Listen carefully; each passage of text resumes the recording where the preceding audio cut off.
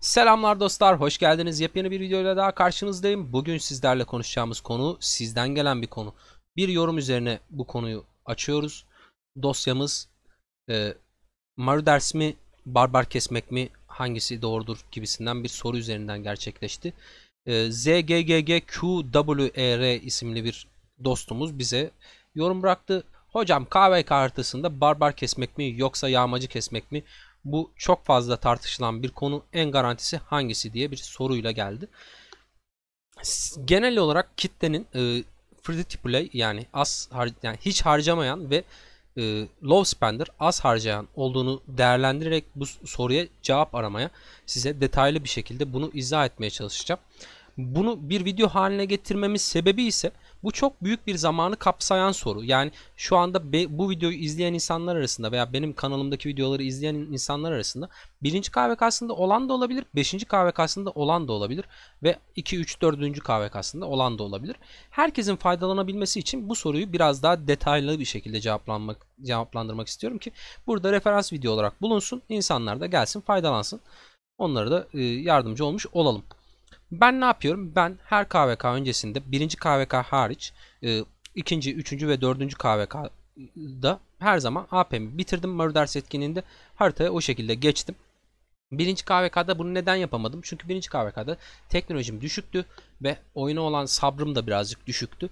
Gir çık gir çık gir çık yapa yapa işte yıprana yıprana o işte orduyu yenilemen gerekiyor. Ordun patlıyor. Marders senden güçlü teknoloji olarak.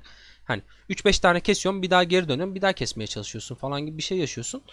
O mental olarak ya 7 tane işte kese elde edeceğin şey yapacaksın. Benim birinci KVK'yı oynadığım dönemde şey de yoktu. Bu keselerden gelenlerin takası da yoktu. Yani bir tanesinden 36 tane oluyor. Diğerinden 0 tane var ve bir şekilde takas da edemiyorsun falan gibi bir şey yaşıyordum. Yani bu birazcık mental olarak yoruyordu insanı ve birinci KVK'da bunu yapmadım. Sebebi de bu şekildeydi. İkinci, üçüncü ve dördüncü KVK'dan itibaren ben her KVK hazırlığında Murders'te yani yağmacıda bütün elimdeki eylem puanlarını AP'leri bitirdim. Bunun sonucunda çok fazla hızlandırma, çok fazla kaynak, çok fazla elmas edindim ve hesabımın gelişimi açısından bu çok fazla bana katkı sağladı.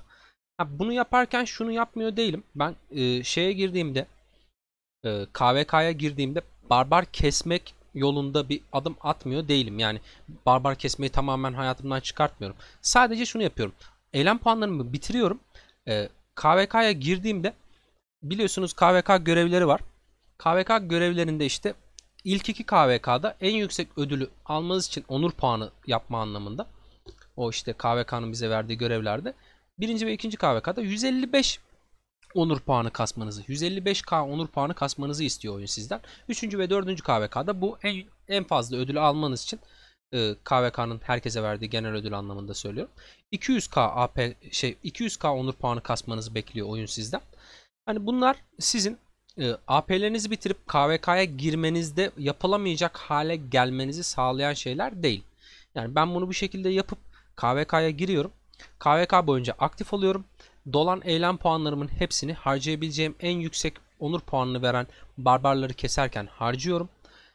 E, Son dönemde zaten YSG'min ve Richard'ımın bir arada kullanımıyla birlikte de hani ya YSG'mi master becerisini, ustalık becerisini açtıktan sonra ilk Lohar'la çoklu barbar kesmeye başladım. Sonra Richard'ımı hazır ettikten sonra Richard YSG ile çoklu barbar kesmeyle de bunu yapıyorum. Yani ne yapıyorum? Richard'ımı YSG'mi çıkartıyorum. 3-4 tane barbarın iç içe girdiği noktaya götürüyorum. Bir tanesine saldırıyorum. YSG'nin ustalık becerisiyle daire şeklinde bir alanda herkese hasar verince 5 tane barbarı etrafıma toplayıp tek barbara 50 AP harcayıp 5 tane barbar kesip hepsinden onur puanı kasıyorum gibi bir şey yapıyorum. Bu genel olarak hepinize önereceğim bir şey. Neyse bunun dışında da düzenli olarak eylem puanınız dolduğunda kesebilirsiniz. Artı bunun üstüne kalıntılardan alacağınız onur puanları da eklenince 155k veya işte 155k'ya ulaşmanız çok zor olmuyor. Ha şöyle bir şey olur. Aktiflik düzeyinizin düşük olduğu bir dönem yaşarsınız KVK haritasında geçirdiğiniz süreçte. O zaman da KVK ödüllerinden gelen eylem puanlarından bir tık harcama yaparsınız ve eksiğinizi yani o onur puanına yönelik olan eksiğinizi kapatıp 155k puanınızı yapıp çok rahat bir şekilde ödüllerinizi tamamlarsınız ve alırsınız. Onunla ilgili de bir sorun yaşamazsınız. Yani Murders'e bütün AP'nizi bitirmeniz aslında sizin için bir sorun değil. 3. ve 4. KVK'da 200k onur puanı istediğini söyledik. 200k onur puanı istiyor ama onur puanı kasmak 1. ve 2. KVK'ya göre çok daha kolaylaşmış oluyor. Aydınlık ve karanlık senaryosunda, Light and Darkness'ta krallık teknolojisi gibi bir durumunuz var. Krallık teknolojisini barbar keserken, barbar kalesi keserken ve haritada kaynak toplarken elde etmiş olduğunuz soluna sikkelerinin yüzer yüzer bağışlanması yoluyla size onur puanı kazandırıyor. Burada 100 bağış yapıyorsunuz. Kritik patlayıp 200 de verebiliyor, 500 de verebiliyor, 1000 de verebiliyor. Onur puanınızı bu şekilde katlayabiliyorsunuz. Aynı zamanda teknoloji olayına da birlik teknolojisinde olduğu gibi katkınız da kritik patlayışına göre artış gösterebiliyor. Ve bu sizin onur puanı kasmanızdaki sorunu büyük bir ölçekte ortadan kaldırmış oluyor. Artı 3. ve 4. KVK'da antik kalıntılarda vesairelerde elde edeceğiniz yine şeylerle, onur puanlarıyla yine bu sorunu ortadan kaldırırsınız. İlk KVK için söylediğimiz gibi aktiflik düzeyiniz düşerse de KVK ödüllerinden gelen eylem puanlarını harcayarak bu sorunu ortadan çok rahat bir şekilde kaldırırsınız. Herhangi bir sorun yaşamazsınız. Murders'e bütün AP'lerinizi harcadığınız için. Devam edelim. Şöyle bir şey yapacağız. 1. KVK'da verilen şehir teması üzerinden başlayacağız incelemeye. Yani biz benim yaptığım metotla sıralamaya oynamıyoruz. Yani KVK'da onur puanı kasmak, evet, KVK'nın verdiği benim bahsettiğim KVK görevlerini elde etmek için de gerekli. Aynı zamanda bir de KVK'da onur puanı sıralaması var. Orada ilklerden olduğunuzda size şehir teması veriyor. Şehir teması için bu savaşa giriyorsunuz. Bu mücadeleye giriyorsunuz ve biraz da sarı kafa için giriyorsunuz ama sarı kafayı yine o etkinlik dışında elde edebileceğiniz birçok yer var yani. Hani asıl oradaki espri şehir teması elde etmek. 1. KVK'da az harcayan ve ya hiç harcamayan bir hesabın bu temayı almak için çabalaması çok mümkün görünmüyor. Harcayan bir hesapsa da bunu alarak ne kazanır? Ya bunu alarak ne kazanır? Şöyle bir şey olur. Cengiz YSG ile beceri hasarını arttırır. İşte 2. KVK'da biraz daha böyle işte yıkıcı ralliler açar falan gibi bir şey yaşayabilir belki.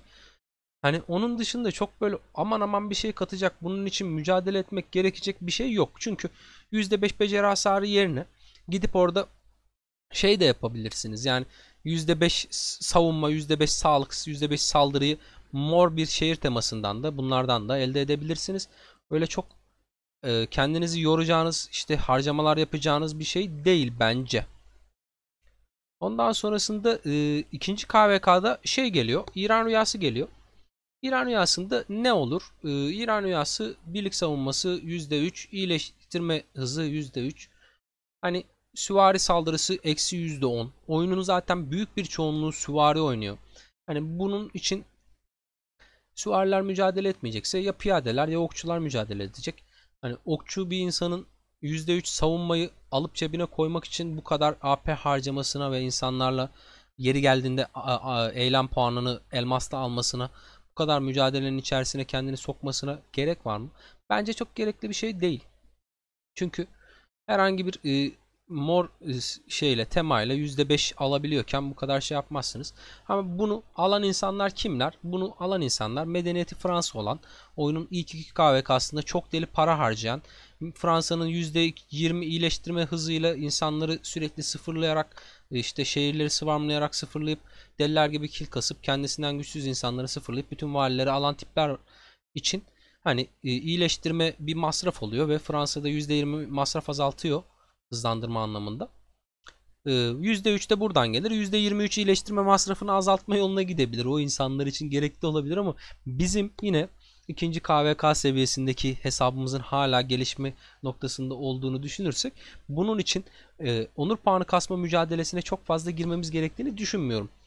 Oradaki sarı kafalar için yine düşünüyor olabilirsiniz ama yine dediğim gibi hani birazcık Murders'ten gelen hızlandırmaları birkaç KVK biriktirip güzel bir valiye oynayıp çok güzel bir şekilde valide birinciliği, ikinciliği ya da üçüncülüğü alıp oradan gelecek kafalar yerine daha verimli eğilimlerde bulunabilirsiniz diye düşünüyorum.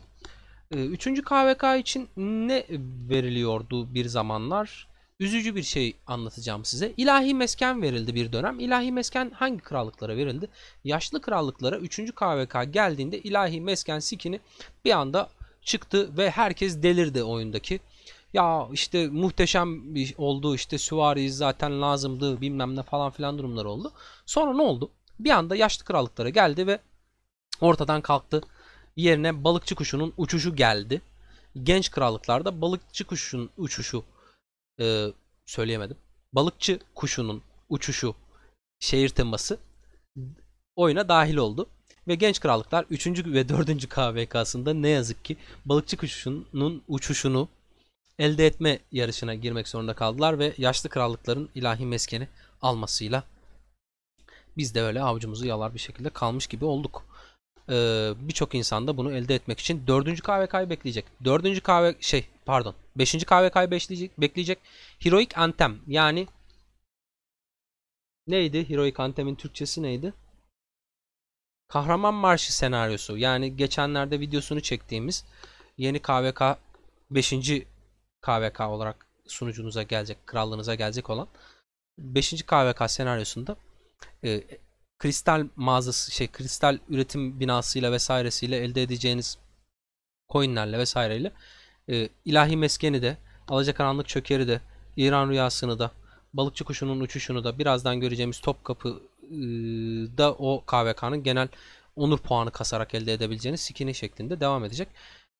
İlahi mesken güzel bir skin. Süvariler elde etmek isterse 5. KVK için bekleyip hazırlık yapmaları lazım. Ama yine de Mardas kesmeye devam edeceksiniz. Çünkü orada elde ediş şekliniz AP harcayarak değil, kaynak hızlandırma harcayarak, kristal kasarak olacak.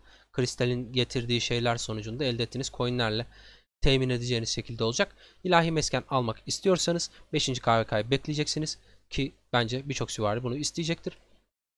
Yine hani eli yüzü düzgün bir süvarinin almak isteyeceği tek hani KVK ödülü olarak ve yarışa girilebilecek şey olarak bunu görüyorum ama eski krallıkların KVK'sında çoktan verildi ve yeni krallıklara gelmiyor. Bu yüzden bunun üzerine daha fazla konuşacak bir şeyimiz kalmamıştır. Devam edelim. Balıkçı kuşunun uçuşu. Balıkçı kuşunun uçuşu barbarlara %5 hasar veriyor. Çok olağanüstü bir ihtiyaç değil ama okçuya adam akıllı bir özellik kazandıran, yani 10 atak kazandıran ilk skin, ilk şehir teması. Bunun için bir tasarrufa gidip bu temayı elde etmek için free to play veya low spender bir hesabınız varsa elinizden geldiğince eylem puanı biriktirip 4. KVK'nızda bunu elde etmeye çalışabilirsiniz. Neden olmasın? Ya da 3. KVK'nızda bunu elde etmeye çalışabilirsiniz. Neden olmasın? Yapabilirsiniz. Bu işte dediğim gibi okçular için bir istisna. Bu sıralamaya oynayabilirsiniz. Ama bunun için ben size birkaç mantıklı şart sunacağım. Yani birincisi, hesabınız T5 ise, VIP 14 olduysanız, yani komutanlarınız iyi durumda olan bir okçu hesabınız varsa bu yarışa girin ki size kattığı %5 okçu saldırısının bir anlamı olsun. %5 okçu saldırısı veren mor skin'den daha fazla elde edeceğiniz şey için, mücadeleye girmeniz için bir anlamı olsun. Çünkü hesabı iyi durumda olmayan bir okçunun sadece AP'si olduğu için bu şehir temasını alma yarışına çabalamasının çok da bir faydası olmayacaktır. Çünkü komutanları ve ekipmanları iyi durumda olmayan bir insanın %5 okçu saldırısına sahip olması yine herhangi bir şey ifade edeceğini düşünmüyorum. Artı bir şey daha ekleyeceğim. Bu yarışa girecekseniz, yani balıkçıl kuşunun uçuşu yarışına girecekseniz, bir şekilde eylem puanınızı bunun için sarf edecekseniz ve zamanınızı, emeğinizi, yine zaten çoklu barbar kesmenizi öneriyorum. Yani Richard YSG X, en azından ilk becerisini 5 yaptığınız bir Richard'ınız olsun okçular için. Bu önemli bir şey. Kanyonda ön safta kullanırsınız. Asıl önemli olan kısmı, bu şehir teması için mücadele edecekseniz Richard YSG yapıp alan becerisiyle çoklu barbar kesip daha fazla onur puanı kasmanızı sağlayıp sıralamada tutunup o şehir temasını elde etmeniz. Artı ikinci bir şey daha ekleyeceğim. Güçlü bir C krallığına gidin. Yani KVK'sını kazanma potansiyeli olan bir C krallığına gidin ya da D krallığına gidin. KVK'sını kazanma potansiyeli olan bir krallık bulun ve ona gidin. A ve B sıralamasındaki bir krallıkta okçu olarak biriktirdiğiniz eylem puanları ve alan becerisiyle işte keseceğiniz barbarlarla A ve B sıralamasında olan krallıkların arasında yarışa girmeniz sizin çok daha fazla zorlanmanıza sebep olacak. Çünkü orada oyuna çok fazla para harcayan, işte cevherin limiti olmayabilecek insanlarla karşılaşabilirsiniz. Yani geçenlerde bir tane şey gördüm. Adamın bir tanesi 1 milyar elması bayağı KVK haritasında krallığının rengini seçmek için harcadı. O chest bağışı var. Mavi chest alıyorsun. İşte yemek, odun, taş ve altın bağışlanıyor. Bir de elmas bağışlanıyor. Elmas 500 elmas mı bağışlanıyordu? 100 elmas mı ne bağışlanıyordu? O bağışı yaptığında 3 chest alıyorsun. Adam bayağı ilk o işte şeyi dolduran, barı dolduran krallık rengi seçiyor. Adam krallığı rengi seçsin diye 1 milyar elmas harcadı gözümüzün önünde videoda. Hani o tarz psikopat insanların da olabileceğini göz önünde bulundurursak A ve B Kingdom'larında, bunların hani İmperium'a yakın çok güçlü krallıklar olduğunu düşünürsek, hani size tavsiyem mümkünse C sıralamasında bir krallığa gidin ki oradaki rakipleriniz ve işte alışveriş gücü yüksek olan insanlar A ve B'ye göre daha hani düşük olurlar. Onlarla mücadeleye girmeniz daha kolay olur. O yüzden de balıkçılık kuşunun uçuşunu elde etmeniz daha kolay olur. Size verebileceğim tavsiye bu şekilde. Ondan sonra devam edelim sonraki şehir temasına. Sonraki şehir teması bizi de gururlandıran, bizim kültürümüzden bir bina yapıldı ve şehir teması olarak geldi. Topkapı Sarayı geldi. Topkapı Sarayı'nı birçok arkadaş belki duygusal düşünüp tercih edebilecektir ama bana burada balıkçılık kuşunun uçuşuna göre şey gelen, hani acaba dedirten şeyler var. Birincisi, ya tamam okçunun savunmaya ihtiyacı var ama birlik saldırısından, yani bütün birliklerinizin saldırısından %3 kısmaya gerek var mıydı? Hani bu o anlamda bir soru işareti yaratmış. Yani bunu alacak insanın şey tercih etmesi gerekiyor. Yani %3 bütün birliklerinden, okçu dışındakilerin hepsinden de kayıp yaşayacağını kabul etmesi gerekiyor. O anlamda şey, ama yine de bunu tercih eden arkadaşlar olacaktır. Çünkü okçunun genel sıkıntısı zaten savunma ve sağlığının hani alanda işte kırılganlığı yani. %10 savunma vermesi aslında okçuya iyi bir şey, özellik. İsterseniz buna da oynayabilirsiniz. Eylem puanınızı buraya kadar saklayıp oynayabilirsiniz ama isterseniz de bu bahsettiğimiz 5. KVK senaryosuna girdiğinizde hiç o yarışına girmediğiniz balıkçılık kuşunun uçuşu ya da ilahi mesken gibi değerli olabileceğini düşündüğümüz şehir temalarını elde etmek için kristal kasarak işte o elde edilen coinlerle temin etme yoluna gidebileceksiniz. Muhtemelen Topkapı Sarayı da bundan sonraki senaryoda vesairede hani yine temin edilebilecek bir şekilde oyuna dahil edilecektir. O yüzden hani isterseniz de hani Topkapı Sarayı için yarışa girmeyebilirsiniz.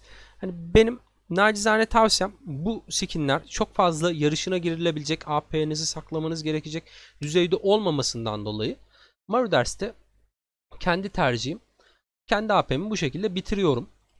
Size de bunu tavsiye ediyorum. Biraz da şeyden konuşalım. Neler kazandım ben Murders keserek? Birincisi, ben burada sadece Murders keserken elde ettiğim elmaslarım duruyor. Hiç açmadım. Burada yaklaşık 20k 500 civarında, 20k 480 sadece kesmekten elde ettiğim cevher var. Onun dışında şunlar hariç, bunları Murders ile ilgili veya bir şekilde elde etmedim. Bunlar etkinlikten aldığım şeyler.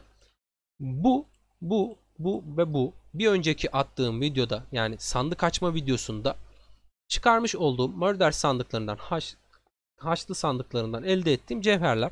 Burada toplamda 38k 80 cevher var. Yani 38.080 cevher var. Onun dışında ben burada elde ettiğim kaynaklarda, yani barbar keserken elde ettiğiniz gibi düşünün. Benim burada işte 26k civarındaydı mesela. Bakın işte 100 küsür, yani 146k olmuş. Burası da işte bir 40k falan vardı mesela. İşte yine bayağı bir kaynak kazanmışım. Aynısı işte şey için, odun için de geçerli, taş için de geçerli. Bayağı bir kaynak elde ediyorum. Sadece kesmekten. Hani kutularından açtığımı zaten bir önceki videoda gördünüz. Yani hani bu işte çok fazla 1,5 milyonluk işte 500'lük vesairelik falan aldım. Onun dışında hızlandırmalar için de şöyle bir şey söyleyebilirim. Sadece ve sadece ben Murders keserken, yani yağmacı keserken, ben bitirmiştim Murders gelmeden önce bir etkinliğe oynayıp elimdeki eğitim hızlandırmalarını ve genel evrensel hızlandırmaları, şunları bitirmiştim. Hepsini bitirmiştim. O yüzden bunları bayağı Murders'te kastım. Şurası son bugün sandık açma videosundan sonra haçlı şey nasıl diyeyim, şuraya pre-KVK'da ikinci Haçlı Seferi'nin arifesinde ikinci görevde ordu basma vardı. Ben şuradaki 500 cevheri almak için ve işte bu görevleri tamamlamak için bastım. Artı bir de şuradan bastım. Şu ödülleri almak için bastım buraya. Şuradan bir 500 cevher düşebiliriz bu arada. Deminki etkinlikten gelmiş. Yani 3 aşağı 5 yukarı işte 38k geldi. O etkinliğe ben 20 gün harcadım ordu basarken. Yani buranın aslında burası da 18k'ydı. Yani bir barbar keserken, murders keserken falan elde ettiğiniz şey anlamında 1k'lıktan 5k'lıktan ordu anlamında, bir de genel hızlandırmada 1k'lıktan eşit anlamda, yani ne kadar AP harcarsanız eşit dağıtıyor gibi. Yani bunların hepsi 18k'ydı. Şurası 18'di, burası 18'di, burası 18 küsürdü, yine aynı şekildeydi. Sadece keserken bunları kazandım. Aynı şekilde kutu açma videosunda gördüğünüz gibi işte buradan gelen 3 günlük hızlandırmaları falan da kazandım. Bunlar, yani düşünün ki hani barbar kestiniz sadece ve KVK ödüllerini aldınız. KVK ödüllerinin içerisinde 3 günlük hızlandırma var mı? Soru işareti. Yani burada aldığınız hızlandırmaları düşündüğümüzde benim elde ettiğim hızlandırmalar, burada 60 günlük askeri hızlandırması elde etmişim ben ve 20 gün askeri hızlandırma bugün harcadım. Tekrar parantezini açayım onun. Yani 80 günlük falan askeri hızlandırmam vardı. Artı 178 günde genel hızlandırma var. Hani bunlardan 3 aşağı 5 yukarı işte bir 10 gün 20 gün falan işte düşebiliriz, çıkabiliriz falan işte hani. Çünkü etkinliği oynadıktan sonra 2-3 gün falan geçti yani Murders'e girerken. Hani total verdiğim rakamlardan işte 10 gün 20 gün düşüp çıkabilirsiniz. Ama ortalama olarak bu kadar hızlandırma kazandım ve ben bunu KVK'daki etkinliklerde çok kazanamayacaktım yani barbar keserek. Bunun matematiğini yaptığınızda zaten Murders'in aslında hesabınıza ne gibi katkılar verdiğini görüyorsunuz yağmacı kesmenin. Bu şekilde benim bu soruya cevabım. Videoyu buraya kadar izlediyseniz izlediğiniz için teşekkür ederim. Bana destek olmak istiyorsanız kanala abone olup bir beğeni bırakabilirsiniz. Aklınıza takılan sorular olursa aşağıya yazabilirsiniz. Sizin için cevaplamaya devam edeceğim. Hoşça kalın.